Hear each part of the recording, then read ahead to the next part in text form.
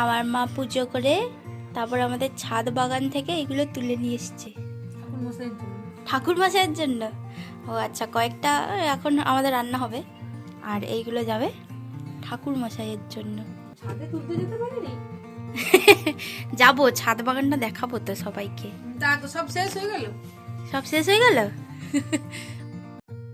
নমস্কার, আমার নতুন একটি ভিডিওতে আপনাদের সকলকে স্বাগত।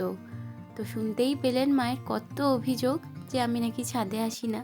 সেই কারণে মাকে আর অভিযোগ করার সুযোগ না দিয়ে চটপট চলে এলাম ছাদে আপনাদের সাথে আমাদের ছাদ বাগানটা ভাগ করে নেওয়ার জন্য। এই ছাদ বাগানের পুরো ক্রেডিটটাই কিন্তু মার বাপির।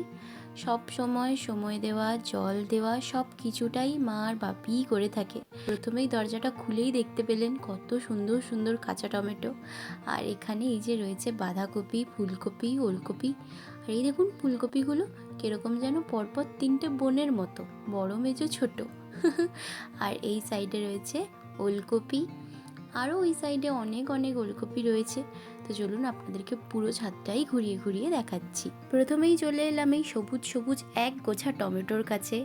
এই কাঁচা টমেটো শীতকালে একেবারে গরম গরম ভাতে মাখা খেতে যা লাগে না। আর এই সাইডে রয়েছে গাজর।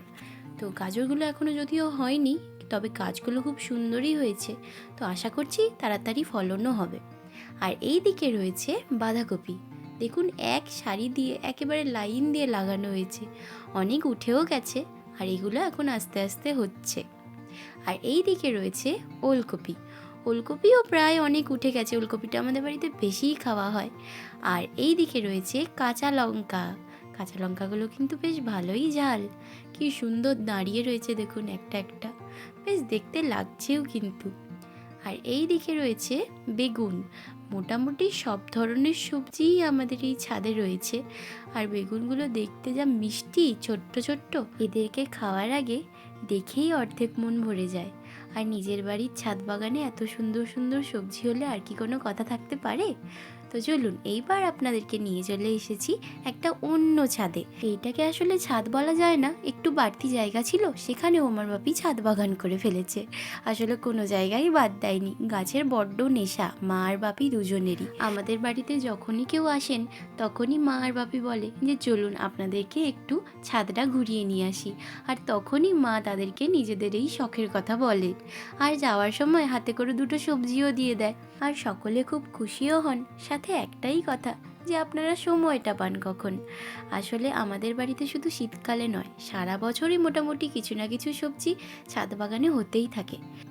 তো আজ যেহেতু বৃহস্পতিবার, সেই কারণে আজ আমাদের নিরামিষ।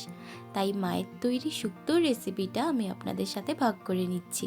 প্রথমেই মা উচ্ছেগুলো আর এদিকে বড়িগুলো ভেজে রেখে দিল। বড়িগুলো কিন্তু আমার দিদার দেওয়া। আর এদিকে সবজির মধ্যে আলু, বেগুন, শিম এগুলোকে তুলে দিল তেলের মধ্যে, এগুলো একটু ভাজা হোক। আর এইদিকে হচ্ছে শিম আলুর পোস্ত, এটাও প্রায় হয়েই এসছে। এবার মা একটা পেস্ট বানিয়ে নেবে, তার জন্য মিক্সিং বোলের মধ্যে নিয়ে নিয়েছে কাজু, আদা, কাঁচা লঙ্কা এবং পোস্ত। আর দেখুন সেই পেস্টটা দিয়ে দেওয়ার পরেই কালারটা কি সুন্দর চেঞ্জ হয়ে গেল। আর এর মধ্যে এবার চলে যাচ্ছে একটু লিকুইড দুধ। আর মায়ের মধ্যে পরিমাণ মতো জলও দিয়ে দিয়েছে। আর এটা ফোটা পর্যন্ত আমাদের অপেক্ষা করতে হবে। তবে এই রান্নায় হলুদটা একটু কমই ব্যবহার করা হয়, যাতে করে দেখতে অনেকটা সুন্দর হয়ে যায় রান্নাটা। এইবার এর মধ্যে একে একে চলে যাবে আগের থেকে ভেজে রাখা উচ্ছেগুলো আর তার সাথে বড়িগুলো। আর এরপর এর মধ্যে স্পেশাল ইনগ্রিডিয়েন্ট হলো এই ঘরে পাতা ঘি। এটাও কিন্তু আমার দিদাই বানিয়ে পাঠিয়েছে। বাজার থেকে আমরা যতই দামি দামি ঘি কিনে খাই না কেন, ঘরে পাতা ঘিয়ের যা স্বাদ সেটা কিন্তু বাজারের ওই কেনা ঘিয়ের মধ্যে পাওয়া যায় না। তবে তারপরেও আমাদের তো কিনে খেতেই হয়, কিছু করার নেই। তো যাই হোক, রান্নাও প্রায় শেষের পথে। আজকে আমাদের ছাদ বাগান আর সাথে আমার মায়ের হাতের তৈরি শুক্তোর রেসিপি আপনাদের কেমন লাগলো সেটা অবশ্যই কমেন্টে জানাবেন। ততক্ষণ আপনারা ভালো থাকবেন। আপনাদের সাথে দেখা হবে পরের একটি ব্লগে। তো আজকের মতো টাটা।